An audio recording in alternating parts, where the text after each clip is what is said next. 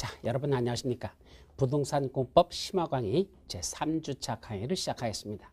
오늘 강의 들어가기 전에 먼저 오늘의 강의 브리핑을 보도록 하죠. 자, 여기 보면 승자는 눈을 밟아 길을 만들지만 패자는 눈이 녹기를 기다린다. 자, 승자와 패자는 어디서 갈라진다? 내가 얼마나 부딪히는 일에 적극적으로 나서서 내가 그걸 해결하려고 하느냐, 아니면 그게 자연적으로 해결될 때까지 기다리냐, 이 차이에서 승자와 패자가 갈린다, 이런 뜻이죠. 오늘 정월 대보름입니다. 그리고 오전에 비가, 눈하고 저 지방에서는 비가 왔다고 그러더라고요. 눈비가 오늘 많이 내린 날입니다. 그때 눈이 쌓였는데 이 눈이 녹기를 기다려야 되느냐, 내가 밟아서 녹이면서 나갈 것이냐, 이 차이입니다. 물론 어떤 게 맞다 틀리다는 건 없어요. 그러나 어떤 마음 자세를 가지고 살아가는 게 좋다?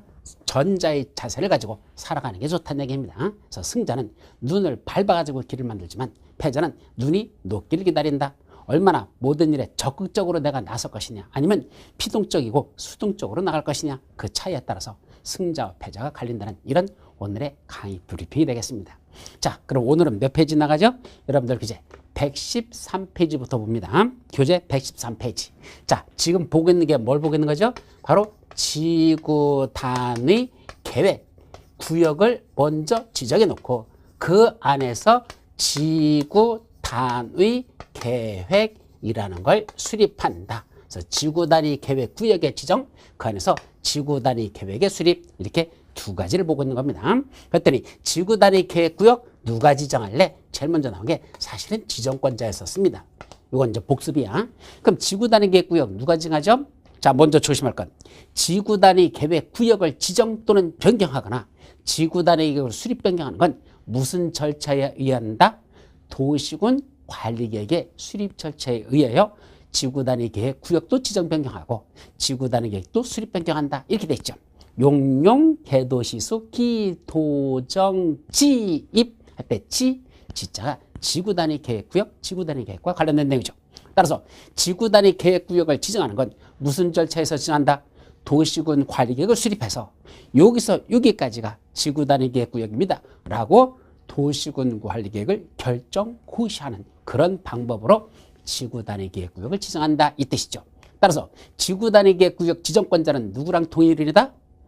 도시군 관리계획 결정권자가 여기가 지구단위 계획구역입니다 라고 도시군 관리계획을 결정 고시하는 자, 이 자가 지정권자입니다.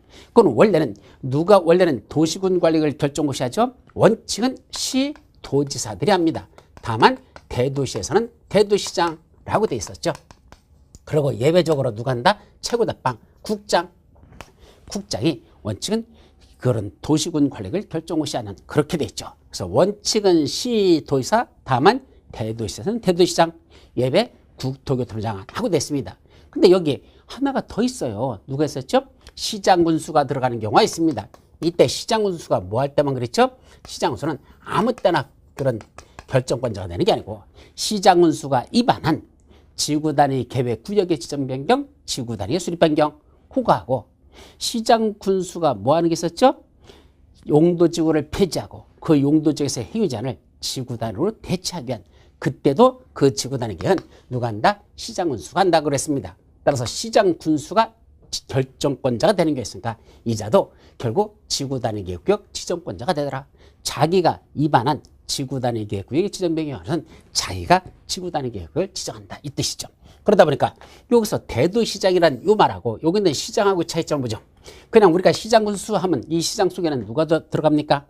그냥 시장군수 할 때 시장하면 인구 50만 명 이상 되는 대도시장도 들어가고 인구가 50만 명 미만인 대도시가 아닌 시장도 요 시장이라는 개념 속에는 들어 있습니다. 도지사 밑에 있는 시장군수 속의 시장에는 자, 수원시 같은 데는 인구가 100만이 넘거든요. 그러니까 거기는 이제 대도시장이죠. 그리고 저 과천시 같은 데는 인구가 50만 명이 안 됩니다. 그리고 거기는 대도시가 아닌 시장. 경기도 내에 경기도 수원시, 경기도 과천시 이렇게 됐잖아. 그러니까 바로 시장 속에는 대도시장과 대도시가 아닌 시장이 같이 포함되어 있죠. 그럼 결국 대도시라는 말을 여기는 따로 쓸 필요가 없다는 얘기입니다. 왜요? 요 속에 들어가니까. 그럼 결국 누가 지구단위 계획구역을 지정한다? 높은 자 순서대로 쓴다면 국토교통장관, 시도사, 시장군수, 이 자들이 도시군 관리계획 결정으로 지구단위 계획구역을 지정고시한다, 지정한다. 이렇게 여러분들이 기억해 두란 얘기입니다. 자, 두 번째, 어디다 지정할래? 지정대상 지역입니다. 지정하는 대상 지역은 어디일까? 크게 보면 필수, 먼저 임의적 지정대상 지역이 있고요. 임의적, 그 다음에 필수적 지정대상 지역. 이렇게 보면 크게 두 가지로 나눠서 본단다. 그때 임의적이라는 건 뭐죠? 지정할 수 있다. 다음에 필수적은 다음 같은 지역은 반드시 지정해야 한다라고 되어 있었죠. 그래서 임의적인 거에 대표적인 게 용도, 정택, 태산관 이것까지 용도, 정택, 태산관 이라는 지역에 전부 또는 일부를 지구 단위 계획구역으로 지정할 수 있단다. 개도시 공에서 해제되는 구역도 지정할 수 있단다. 녹지 지역을 주상공업지역으로 변경되는 지역 그런데도 전부 다 개발이 필요한 지역들이고 그런 개발하고자 하는 지역은 난개발을 방지하고 체계적이고 계획적인 개발 관리를 위해서 그런 지역은 지구 단위 계획으로 지정할 수 있다. 그래서 지정할 수 있다라는 겁니다. 근데 반드시 지정해야 되는 게 있었죠. 다음 같은 지역은 지구 단위 계획으로 지정해야 한다. 시험 문제 여러 번 났었습니다. 부지기수로 납니다. 그러니까 꼭 정해야 되죠. 첫 번째는 무슨 지역이 있었죠? 반드시 이러이러한 지역은 지구 단위 계획구역으로 지정한다. 무슨 지역? 바로 정비구역하고 택지개발구역, 정택이 정비구역과 택지개발구역이 지정고시 되고 그로부터 몇 년? 10년이 지난 지역. 뭐가 끝나고? 사업 시행이 끝난 후 10년이 지난 지역. 그런 지역은 반드시 지구 단위 계획으로 지정한다. 그래서 정택이 10년 이렇게 해서 정비구역과 택지개발지구에서 사업 시행이 끝나고 10년이 지난 지역. 두 번째는 뭐였었죠?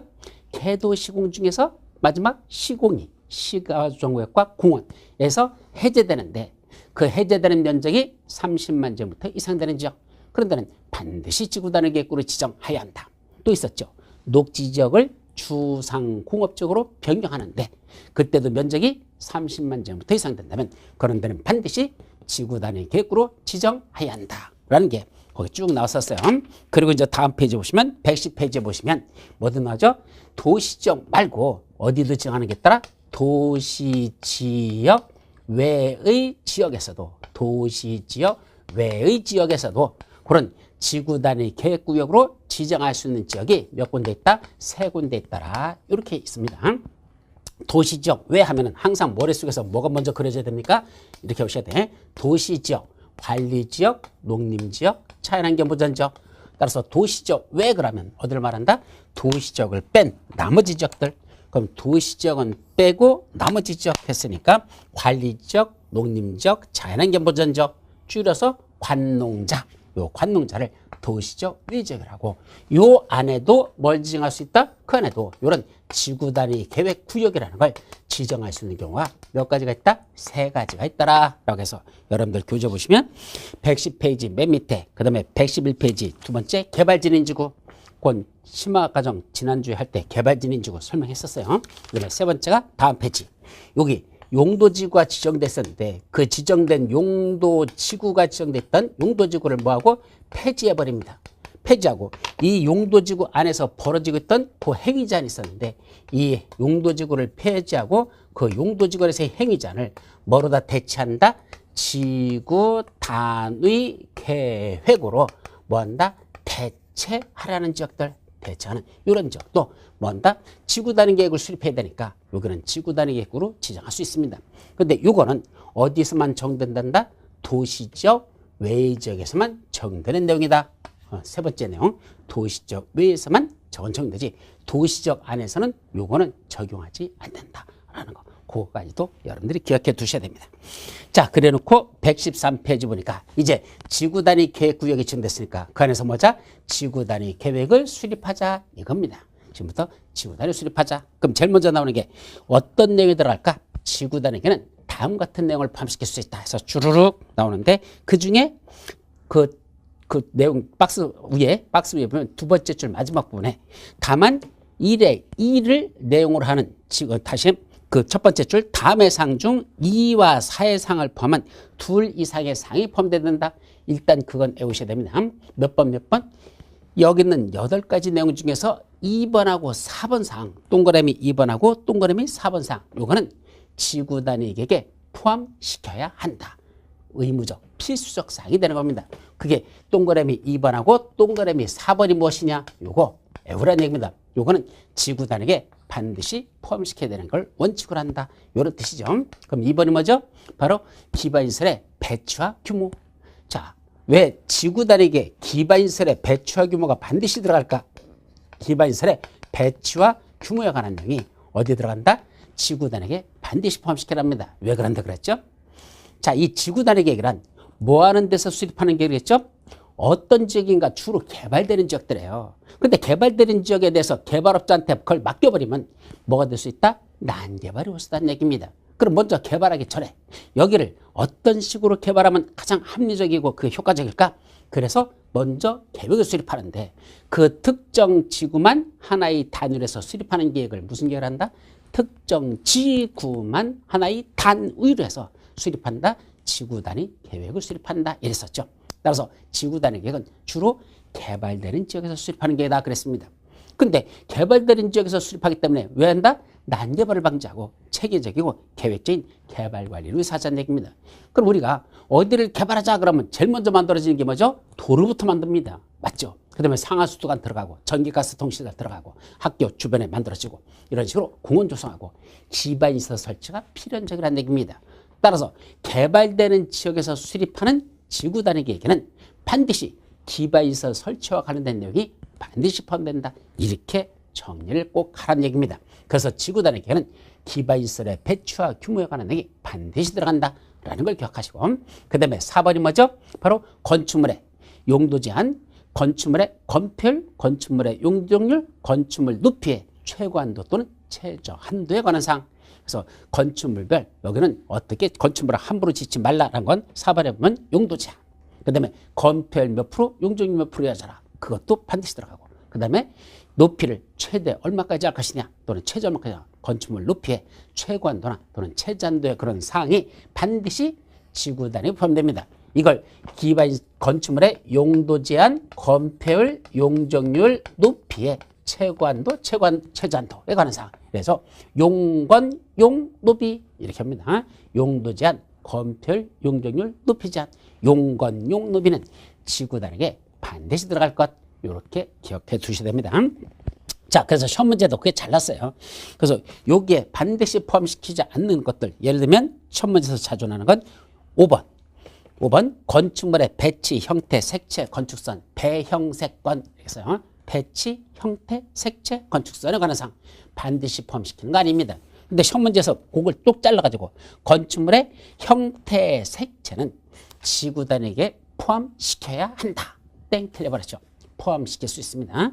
근데 형태, 색채 이것만 탈락 끄집어냈습니다. 배형색권 중에 형색 요 두 가지만 끄집어놓고 이게 지구 단위에 반드시 들어가는 거냐 안 들어가느냐. 따라서 반드시 들어가는 걸 애워야지만 이건 포함시킬 수 있는 거지 반드시 포함시키면 안 되라는 걸 찾아낼 수가 있다는 얘기입니다. 그 밖에 환경관리계획, 경관계획, 교통처리계획 이거는 반드시 포함시키는 게 아닙니다. 옛날에는 교통처리계획도 반드시 포함시키는 걸 했었어요. 왜요? 교통 문제 얼마나 중요합니까? 요사치 차량이 많아지는 시대에서 그랬는데 어느 날 갑자기 교통처리계획이 필수적 사항에서 임의적 사항으로 빠져버렸다는 거. 잘 이해는 안 되는데 법에서 그렇게 만들어져 있다는 것 참고적으로 기억합니다. 자, 그 다음에 또 하나 정리할 게 있습니다. 그래서 심화과정으로 볼 수 있는 게 이건 기본 강의에서도 요까지는 했었고 심화 강의에서 보는 건 동그라미 1번. 동그라미 1번 용도지역이나 용도지구를 대통령령으로 정하는 다음의 범위에서 세분화하거나 변경하는 거. 우리 용도지역 종류들 쭉 있었죠? 용도지구 종류들 쭉 있었습니다. 그 용도지역과 용도지구를 뭘 한답니까? 대통령령으로 정하는 다음의 범위에서 세분화하거나 변경할 수 있답니다. 그래서 대통령령을 봤더니 박스 속에 진하게 들어있는 게 그 대통령이 들어있는 거야. 용도지역 또는 용도지구의 세분 또는 변경은 용도지역 또는 용도지구를 그 시행령상 세분된 범위 안에서 세분 또는 변경하는 것으로 한다 라고 되어 있습니다. 그냥은 무슨 말인지를 못 알아듣겠습니다. 그럼 우리가 또 여기서 참고할 건 우리 용도지역의 종류를 한번 보죠. 그럼 용도지역의 종류는 뭐 어떻게 정리했었죠? 제일 먼저 보면 도, 관, 농, 자 이게 어찌죠? 도시지역, 관리지역, 농림지역, 자연환경 게 먼저 이렇게 나눠놓고 다시 도시지역은 뭐로 나눈다? 주거지역, 상업지역, 공업지역, 녹지지역. 관리지역은 보전관리지역, 생산관리지역, 계획관리지역. 여기까지 나눈 것. 그럼 뭐만으로 나눴죠? 주, 상, 공, 녹, 도생계, 농자. 요거는 어디서 나오는 거다? 법률에서 분류한 9가지입니다. 그래서 법률에서는 용도적의 종류를 저렇게 해서 9가지로 세분하고 있다. 이게 정답입니다. 근데 이 중에 무슨 지역만? 본 강의 할 때 설명했었어요. 기본 강의 할 때 도시지역만 대통령령으로 세분할 수 있다라고 됐었죠. 그럼 도시적인 주거지역은 다시 대통령 시행령에서 어떻게 세분했죠? 주거지역은 전용 주거지역, 일반 주거지역, 준주거지역. 그리고 전용은 제1종, 제2종, 일반은 1종, 2종, 3종 해가지고 주거지역은 다시 몇 가지로? 6가지로 세분화되어 있다는 얘기입니다. 어디에서? 대통령령인 시행령에서 주거지역은 6가지로 세분화시킨다. 그럼 상업지역은 또 몇 가지로 나눠지죠? 4가지. 중심상업지역, 일반상업지역, 유통상업지역, 근린상업지역, 중1, 유군. 이거는 시행령에서 세분한 겁니다. 대통령 시행령. 공업지역은 우리 전용공업지역, 일반공업지역, 준공업지역. 이것도 시행령에서 세분화된 거고, 녹지지역은 보전녹지, 생산녹지, 차연녹지 이렇게 해서 또 세분화되어 있습니다. 자, 여기서 보실 건 이렇게 주거지역이 6가지, 상업지역이 4가지, 공업지역이 3가지, 녹지역에서 3가지는 요거는 어디서? 시행령상 세분화된 것이다. 요렇게 일단 정리를 해 두셔야 됩니다. 자, 그래 놓고 원래는 용도지역을 지정하거나 지정된 용도지역을 다른 용도지역으로 변경하는 건 원래 변경은 그건 뭐로 하라고 됐습니까? 도시군 관리계획으로 해야 됩니다. 용용개도시에서 첫 번째 용도지역의 지정 또는 변경. 그럼 여기를 뭐로 정했다가 예를 들면 제1종 죄송합니다. 제1종 전용주거지역으로 지정했다가 거기를 뭐로 바꿨다? 일반 상업지역이란 용도지역으로 변경한다. 제1종 전용주거지역이었던 지역을 이번에 일반 상업지역으로 변경한답니다. 용도지역의 변경이죠. 그럼 그렇게 용도지역을 변경하는 건 무슨 절차에 한다? 원래는 도시군 관리계획을 수립해서 그 입안 절차, 결정 절차 거쳐서 그렇게 변경하는 게 맞습니다. 그런데 먹기를 바꾸는 것들 이렇게 대통령령인 시행령상 세분된 거 요거를 지들끼리 변경하는 것들 요거는 굳이 도시군 관리계획으로 할 필요가 없이 뭐로다 해도 좋다? 지구 단위계획으로 변경해도 좋다는 게 바로 동그라미 1번 진한 박스 속에 들어있는 내용의 핵심이 바로 그겁니다. 다시 말하면 제1종 전용주거지역을 제2종 전용주거지역으로 또는 1종 일반 주거지역을 준주거지역으로 이건 어디서만 바뀐 거야? 주거지역이라는 6가지 대통령 시행령상 세분된 지들 범위 내에서 지들끼리 내부에서만 변경하는 것들 6가지 내부에서만 변경하는 거. 상업지역은 일반 상업지역을 중심 상업지역으로 이렇게 상업지역 지들끼리만 변경하는 거. 이게 바로 시행령상 세분된 범위 내에서 지들끼리 변경하는 겁니다. 공업지역 내에서만 전용공업지역을 일반공업지역으로 변경한다. 일반공업지역을 중공업지역으로 변경한다. 이렇게 변경하는 거. 이렇게 시행령상 세분된 범위에서 이렇게 변경하는 건 굳이 도시군 관리계획으로 그렇게 할 필요가 없고 이건 뭐로 변경해뒀다? 이건 지구 단위 계획을 수립할 때 그 지구 단위계에서 바로 용도지역에 변경해놓고 그 내에서 이렇게 경미하게 변경하는 거죠. 주거지역 내에서만 변경하는 거, 상업지역 내에서만 변경하는 거, 공업지역 내에서만 변경하는 거, 녹지지역 내에서만 지들끼리만 조금씩 변경하는 경미한 변경. 이거는 지구 단위로 할 수 있다는 얘기입니다. 또 관리지역도 보전관리, 생산관리, 계획관리지역 이거는 어디서 한 거죠? 법률에서 구분한 겁니다. 따라서 법률에서 이렇게 나눠진 걸 이거를 보존관리지역을 생산관리지역으로 변경하는 거 이거는 지구 단위로 할 수가 없습니다. 조심할 건 이거는 시행령상 세분한 게 아니고 법률에서 세분해 놓은 거였기 때문에 법률에서 세분화된 이 3가지는 다시 지들끼리 변경하는 건 도시군 관리계획 수립해서 해야 되지 지구 단위로 할 수 있는 게 아니라는 거. 이렇게 시행령상 세분된 범위에서 변경하는 건 가능하죠. 그럼 용도지역만 그럴까? 아닙니다. 뭐도 마찬가지야. 용도, 지구도 마찬가지입니다. 그럼 용도지역을 시험 문제 놨던 게 개발진흥지구가 시험 문제 놨었어요. 개발진흥지구. 우리 개발진흥지구는 또 몇 가지로 갈라지죠? 5가지. 주거개발진흥지구, 산업유통개발진흥지구, 관광휴양개발진흥지구, 복합개발진흥지구, 특정개발진흥지구, 주산관, 복특 이렇게 개발진흥지구는 5가지로 세분화되는데 요 5가지 세분화된 요거는 어디서 세분화시켰다? 시행령상 세분화된 겁니다. 시행령에서 저렇게 개발진흥지구를 5가지로 더 세분화시켰습니다. 그럼 이렇게 세분화시킨 걸 이걸 뭐 하려고 한다? 그 세분화된 지들끼리 변경하는 것. 즉 여기가 주거개발진흥지구였는데 이번 산업유통개발진흥지구로 변경한다. 요 주거개발진흥지구를 산업유통개발지구로 변경하는 거. 이건 뭘 한다? 그것도 지구 단위로 할 수 있다라. 바로 이 뜻입니다. 그래서 용도지역이나 용도지구 중에서 대통령이 시행해서 세분화되는 것들 이걸 변경하는 건 꼭 도시군 관리를 수립해서 하는 게 아니고 지구 단위로 변경하는 게 가능하다라는 거. 이것도 여러분들 이제 다음 주에는 기출문제 풀어요. 그래서 오늘까지 국토위계 및 이용하는 분들 다 끝냈고 다음 주에 아마 한 6시간 정도 잡아가지고 그 기출문제가 이거 국토법과 관련된 기출문제가 어떻게 나는지 분량이 많아가지고 4시간 만에 못 끝내요. 총 70몇 문제가 현재 우리 기출문제집에 들어있기 때문에 그것들을 쫙 풀어줄 테니까 그때 이것도 여러분들이 나오는 내용이니까 참고적으로 기억해 두셔야 됩니다. 자, 그 다음에 113페이지에 보면 2번 지구단위 계획구역에서의 건축 등 그랬습니다. 그럼 지구단위 계획구역을 지정했다는 건 목적이 뭐라 그랬죠? 지구단위 계획구역을 지정하는 게 목적이 아니에요. 왜 지정할까? 그 안에서 지구단위 계획을 수립하려고. 그럼 지구단위 계획구역에서는 어떻게 개발해야 될까? 지구단위 계획대로 개발해야 되지 지구단위 계획과 다르게 개발해서는 아니 됩니다.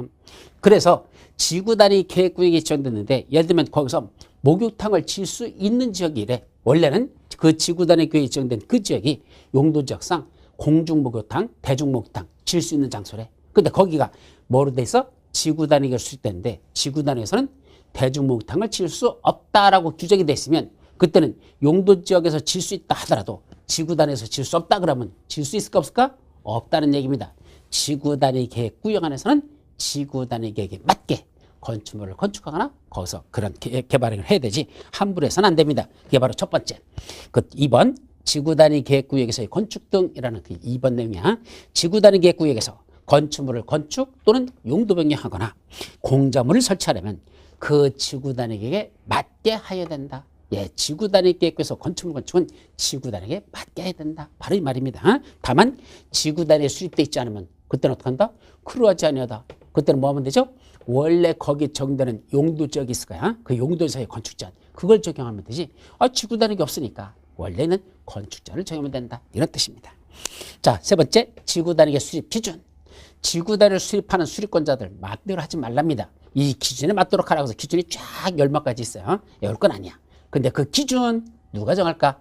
대통령령으로 정하는 바에 따라 구체적으로 누가 정한다? 국토교통부 장관이 정한다. 전번도 말씀드렸죠? 기준 누가 정한다? 국토교통부 장관이 정한다. 라고 기억합니다. 자, 네 번째 완화 적용. 최근에 시험 문제가 이 지구단위 계획에서는 요 완화 적용에 관한 게 집중적으로 출제되고 있습니다.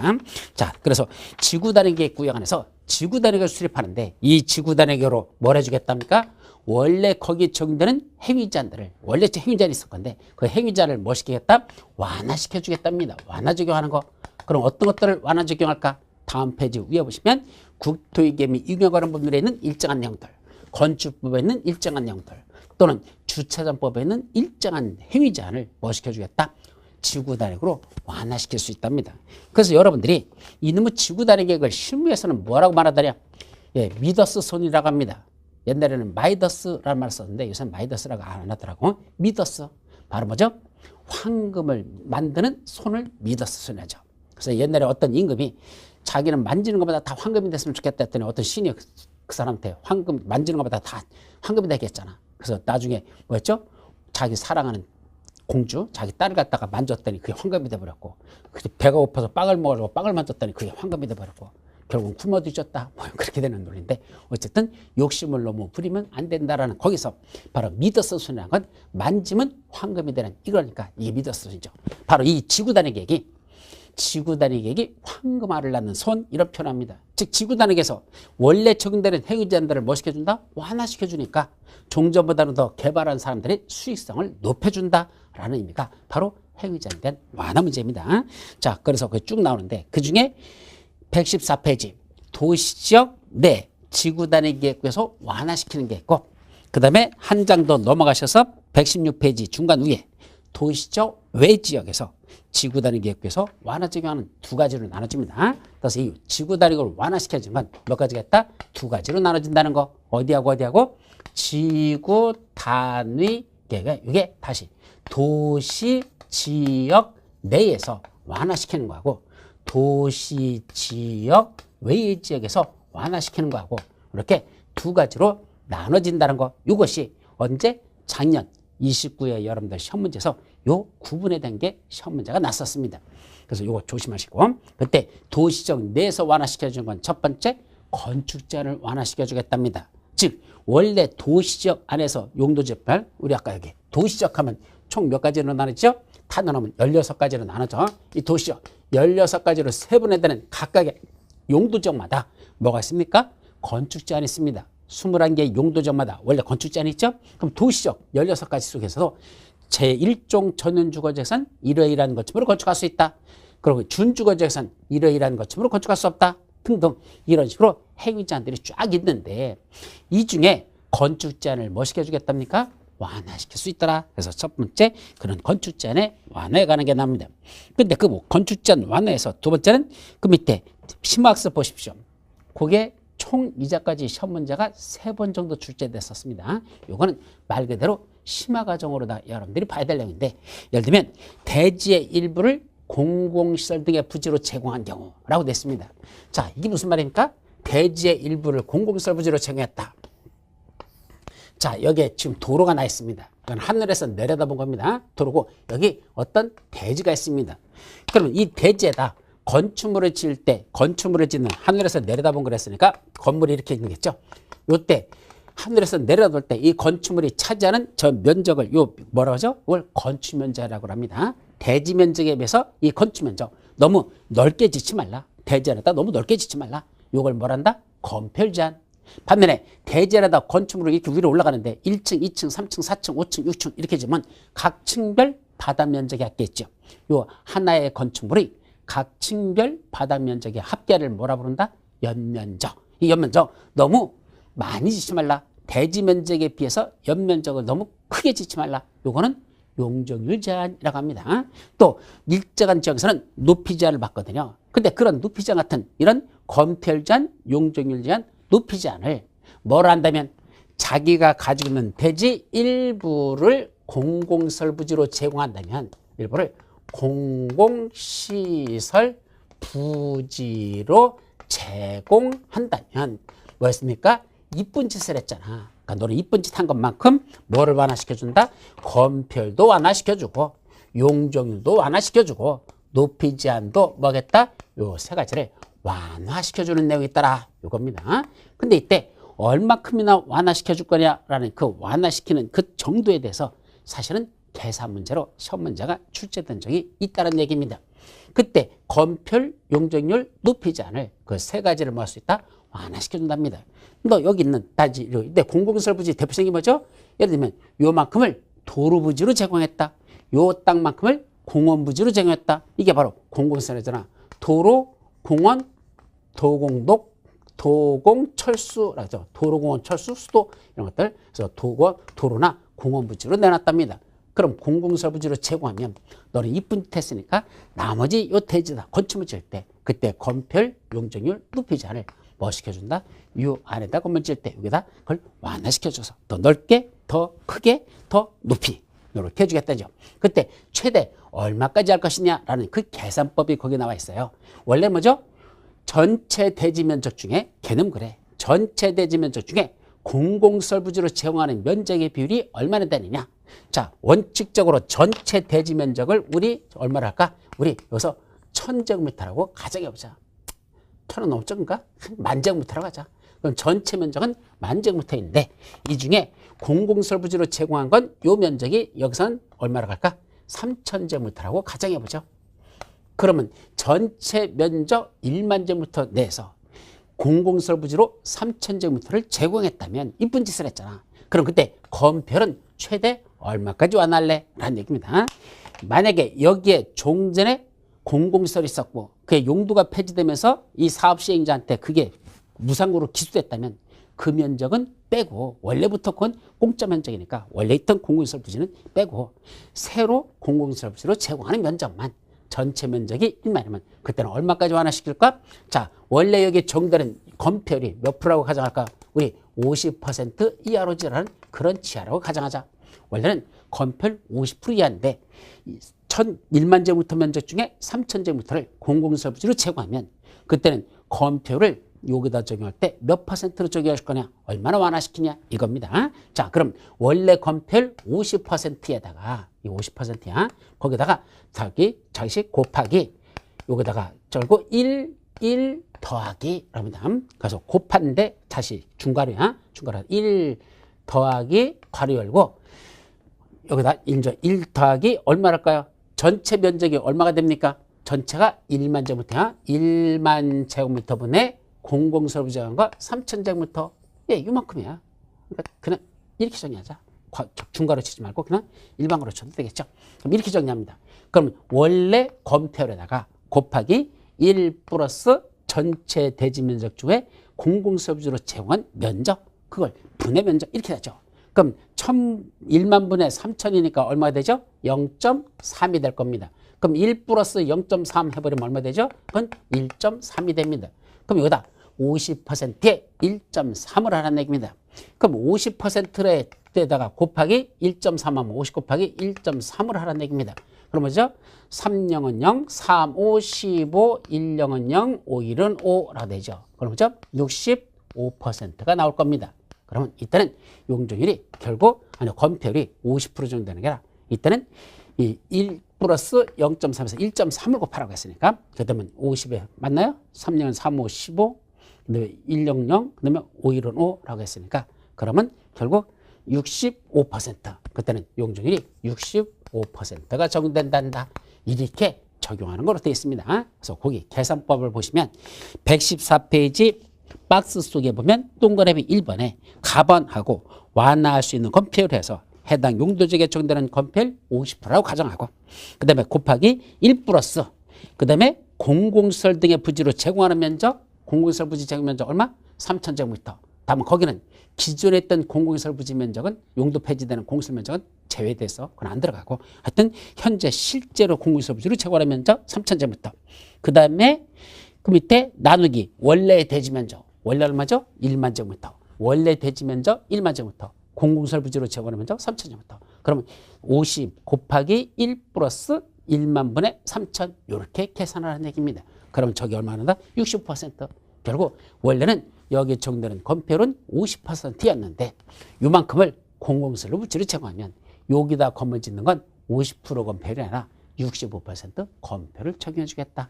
이렇게 여러분들이 이해하라는 얘기입니다.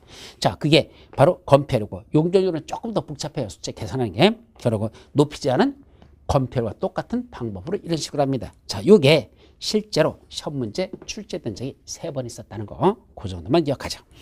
자, 두 번째 건폐율을 완화시켜주는 게 있죠. 그래서 건폐율도 완화하고 용적률도 완화시켜주고 공개공지 초과 설치라는 게 있습니다. 자, 공개공지 뭐 하는 자가 공개공지 또는 공개공간을 뭐해서 의무 면적을 초과해 설치한 경우에는 그때는 용적률 및 높이 제한도 완화시켜줍니다. 원래 공개공지 설치해야 될 공간을 더 많이 설치해 준 것만큼 거기다 용적률이나 높이 제한을 완화시켜주겠다. 자, 그리고 5번 높이 제한의 완화. 이게 최근 작년에 시험 문제 냈던 걸 거야. 작년에 높이 제한을 완화시켜준답니다. 어디에서? 도시지역 안에 개발진흥지구가 지정되고 그 개발진흥지구를 지구단위계획구로 지정한 경우에는 그때는 뭐 할 수 있단다? 건축법에 있는 건축법의 높이를 120% 이내에서 높이 제한을 완화해 정할 수 있다.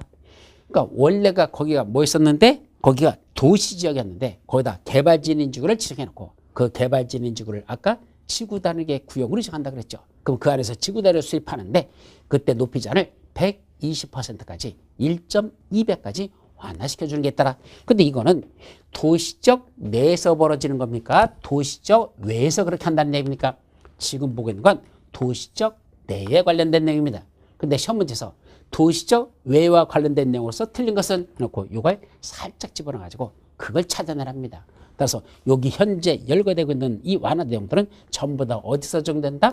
도시적 내에서 적용되는 완화와 관련된 것이다 라는 걸 그걸 조심해서 보라는 얘기입니다. 그런데 그 밑에 마지막 115페이지 맨 밑에 동그라미 6번 주차장 설치 기준의 완화라는 게 있죠. 요거는 훨씬 더 시험 문제가 많이 났었습니다. 여기서 완화시키는 것 중에 아마 가장 많이 시험 문제 나는 게 주차장 설치 기준 완화입니다. 그럼 주차장 설치 기준을 완화시켜주는 건 다음 페이지 보면 세 가지가 있는데 그 중에 1, 2번만 기억하면 됩니다. 첫째는 한옥마을을 보존하려는 경우. 자, 한옥마을이 뭐죠? 우리 저기 안동 하회마을 같은 데 가면 거기 옛날에 조선시대 건물로 돼 있잖아요. 근데 거기다가 그 건축물, 그 옛날 집으로 져 있는 그 기와집이라든지 또는 초가집으로 돼 있는 거기다가 그것도 건축물이잖아. 그럼 주차장법에 따라서 거기도 주차장을 확보해야 됩니까? 조선시대 때 15세기에 뭐 자동차 타고 다녔습니까? 아니잖아. 그러니까 거기는 주차장을 확보하면 모양새가 이상해지죠. 웬 조선시대 때 주차장이 있냐? 말이 안 되잖아. 그럴 때는 주차장을 확보해야 됩니까? 안 해도 됩니까? 예, 안 해도 된다는 얘기입니다. 첫 번째. 두 번째는 차 없는 거리를 조성하려는 경우. 그래서 거기 지구 단위 계획으로 보행자 전용 도로를 지정하거나 또는 차량의 출입을 금지한 경우. 차량 출입 금지. 그게 또 시험 문제 났었어요. 차 없는 거리를 조성한다가 난 게 아니라 차량 출입 금지 구역라고 시험 문제를 내버렸습니다. 자, 그런 구역에서도 뭐 할 수 있단다? 예, 그때는 주차장 설치 기준을 완화할 수 있답니다. 예를 들면 저쪽 우리 서울 인사동 골목에 가보면 인사동은 자동차가 들어갈까요? 못 들어갈까요? 예, 못 들어가요. 거기는 외국인들이 그 옛날에 우리 조선시대 그런 골동품들이 많기 때문에 그거 구경하기 때문에 거기는 차량을 출입을 금지시켜 놨습니다. 그럼 차량이 금지된 그 도로에다가 건축물을 짓습니다.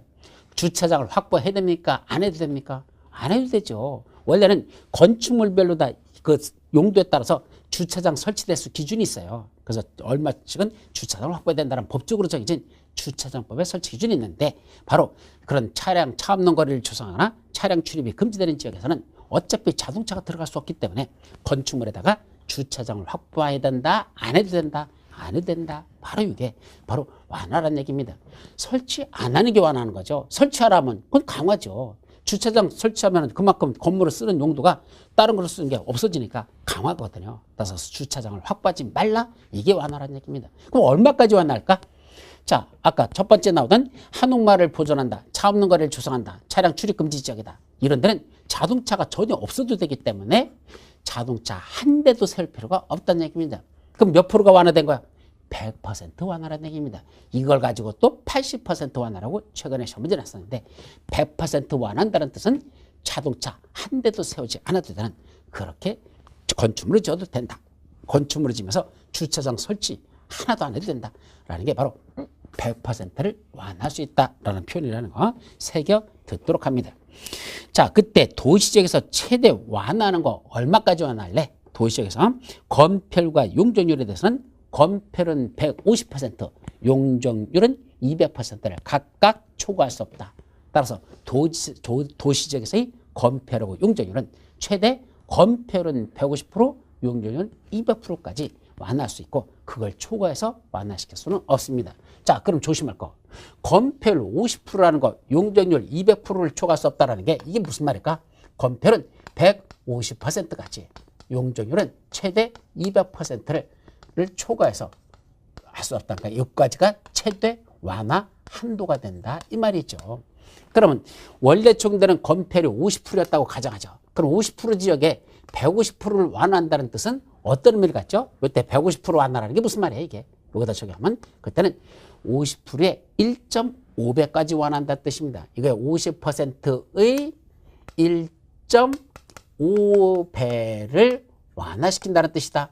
그럼 어떻게 하면 되죠? 50 곱하기 1.5 하라는 얘기입니다. 그럼 몇 퍼센트가? 이거는 75%가 되겠죠. 그래서 50% 적용되는 걸 1.5배라는 건 75%를 최대 완화시켜주는 거로 이렇게 75%까지 적용하는 게 가능하다는 얘기고, 자, 여기 원래 용적률이 200% 적용되는 지역이야. 그럼 200%에 200%라는 얘기는 바로 2배를 완화한다는 뜻이더라. 그래서 150%를 완화한다는 건 1.5배를 완화한다는 뜻이고 200%를 완화한다는 건 2배를 완화한다는 뜻이다. 그럼 200%의 2배 그러면 200 곱하기 2 하라는 얘기입니다. 그럼 결국 400%가 적용된다. 그때는 곱하기 2배, 그러니까 곱하기 2라는 숫자야. 그렇게 바로 완화시킨다는 게 이런 의미를 갖는다는 것. 자, 이것도 같이 기억해 두도록 합니다. 자, 그리고 도시적 외 지역에서도 이게 또 작년에 시험제 냈었죠. 그래서 완화 한도는 지구 단위 계획 구역에서는 지구 단위 계획으로 해당 용도 지역 또는 개발 진입지역에 원래 적용되는 용적 건폐율의 최대 150%까지, 용적률은 최대 200%까지 완화하여 적용할 수 있습니다. 따라서 도시적 외 지역에서도 도시적과 마찬가지로 건폐율은 최대 150%, 용적률은 최대 200%까지 완화할 수 있다. 용도 지역과 개발 진입 구간에서 건폐율은 150%, 용적률은 200%까지 도시적 외 지역에서도 그런 건폐율 용적률을 완화할 수 있는데, 그 밑에 건축 제한 완화도 나오죠. 지구 단위 계획구역에서는 지구 단위 계획으로 건축물의 용도, 종류 및 규모 등을 완화해 적용할 수 있다. 이게 무슨 말이죠? 건축물의 용도, 종류, 규모 등의 제한을 한마디로 건축 제한이라고 했었죠. 21개 용도 지역마다 건축물이 건축할 수 있는 게 제한을 받는다 그랬습니다. 근데 여기가 예를 들면 주거지역이랍니다. 그럼 주거지역에는 원래 뭘 지을 수 없습니까? 예, 주거지역에서는 그런 숙박시설 같은 거, 러브호텔 같은 걸 지을 수가 없는 지역입니다. 근데 거기 지구 단위 계획구역이 지정되고 그 지구 단위 계획으로 야, 여기서는 숙박시설인 러브호텔을 지을 수 있어? 라고 해보면 짓는다 못 짓는다? 짓는다는 얘기입니다. 용도 지역상으로는 건축할 수 없는 거지만 지구 단위 계획으로 이런 건축 제한을 완화해서, 완화한다는 건 안 되는 거 돼요? 이렇게 하는 게 완화야. 그래서 건축물을 지을 수 있도록 해주는 거, 그것이 바로 완화지가 할 수 있습니다. 다만 개발 진행 어디 있는 거? 계획 관리 지역에 지정된 개발 진행 지구는 빼고 나머지 어디 있는 거? 개발 진행 지구에 지정된 지구 단위 계획구에 대해서는 공동주택 중 아파트 및 연립주택은 허용되지 않습니다. 자, 이 말을 다시 거꾸로 뒤집으면 지구 단위 계획 구역 안에 개발 진행 지구입니다. 여기서는 주거개발진입지구를 말해. 그래서 계획관리지역 안에 예를 들면 주거개발진입지구가 지정되면 그 안에다가는 뭐 질 수 있다? 아파트 또는 연립주택을 지을 수 있습니다. 근데 거기 아니고 관리지역이나 농림지역이나 또는 자연환경 보전지역이나 또는 보존관리, 생성관리지역 이런 데다가는 개발진입지구가 지정돼도 그 안에서는 아파트 또는 연립주택은 지을 수가 없다. 결국 개발진흥지구를 지었는데 거기를 도시적 외지역에서 개발진을 지었는데 거기가 지구단위로 지정되면 그때는 어디 있는 것만 계획관리지역 안에서만 그 개발진행지구는 아파트 연립주택을 건축할 수 있고 나머지 지역에서는 아파트 연립주택 건축은 허용되지 아니한다라는 거, 그렇게 여러분들이 기억합니다. 자, 여러분들 112페이지 한번 다시 보세요. 112페이지 보면 그 박스 그림 중에서 가운데 있는 개발진행지구라고 나오잖아. 따라서 주거개발진행지구, 산업교통, 관광휴양, 그 다음에 복합 특정개발진행지구가 지정되면 그런 데는 지구단위 계획구로 지정할 수 있는 지역이라고 그랬죠. 그럼 어디만 빼고? 계획관리지역에 지정되는 것만 빼고 나머지에 있는 용도지역에다가 개발진행지구가 지정되면 그 나머지 있는 거기서는 뭐는 지을 수 없다? 아파트, 연립주택은 허용되지 않는다. 그럼 어디만 가능하다? 계획관리지역 안에는 개발진행지구 안에서만 아파트 또는 연립주택이 허용된다. 그렇게 반대로 해석하시면 됩니다. 그것도 시험 문제 출제됐었죠. 그 다음 맨 밑에 지구단위 계획구역 지정의 실효라고 나왔는데 이것도 시험 문제가 아주 잘나는 것 중에 하나였었죠. 그래서 실효에 관해서는 이렇게 한번 정리합니다. 자, 여기서 뭐가 됐죠? 지구단위 계획구역이 지정됐습니다. 자, 지구단위 계획이 지정돼서 여기서 뭐 했죠? 지구단위 계획을 수립합니다. 지구단위 계획 수립이라고 표시하자. 그러면 지구단위 계획구역을 지정한 건 구역 지정이 목적이 아니라 그랬습니다. 그 안에서 뭐 하는 게 목적이다? 지구단위 계획을 수립해서 이 계획에 맞도록 체계적이고 계획적인 개발 관리를 하기 위해서 먼저 구역을 지정해 놓고 그 지구단위 계획구역 안에서 지구단위를 수립하는 게 목적이다 그랬었죠. 따라서 구역을 지정하는 게 목적이 아니고 계획 수립하는 게 목적이기 때문에 구역을 지정해 놓고 상당한 기간 내 계획을 수립하지 않으면 그 구역 지정은 뭐된 것으로 본다? 해제된 것으로 본다? 없었던 거라는 얘기입니다. 그게 몇 년일까? 이 얘기입니다. 그게 원칙은 몇 년이죠? 지구단위 계획구역 지정에 관한 무슨 계획? 도시군 관리계획이 결정고시 된 날부터. 자, 여기에서 여기까지가 지구단위 계획구역입니다. 라고 무슨 계획이? 도시군 관리계획이 결정고시 됐습니다. 그로부터 몇 년? 3년 이내에 그 안에서 뭐가 수립되지 않는다? 요 지구 단위계 수립곳이 되지 아니하면 지구 단위를 수립하는 도시군 관리계획이죠. 정확히 말하면 지구 단위를 수립하는 도시군 관리계획 결정곳이 되지 않으면 구역은 지정해놓고 3년 내에 지구 단위계 수립 안 되다는 소리입니다. 그럼 어떤 효과? 3년이 되는 날의 다음 날에 3년이 되는 날의 다음 날이야. 그때 요 지구 단위계 구역 지정한 건 효력을 잃는다. 예, 결국 해제된 거로 본다. 예, 효력을 잃는다는 건 더 이상 그거는 지구 단위계 구역이 아니다. 이런 얘기입니다. 그것이 몇 년이다? 3년이라는 거. 여기서 여기까지는 몇 년이다? 3년 내에 지구 단위 수립해야 된다. 안 하면 다음 날 구역 지정은 효력을 잃어버립니다. 자, 두 번째. 주민들이 이반을 제한해 가지고 뭐가 됐죠? 지구 단위 수립되는 게 왔습니다.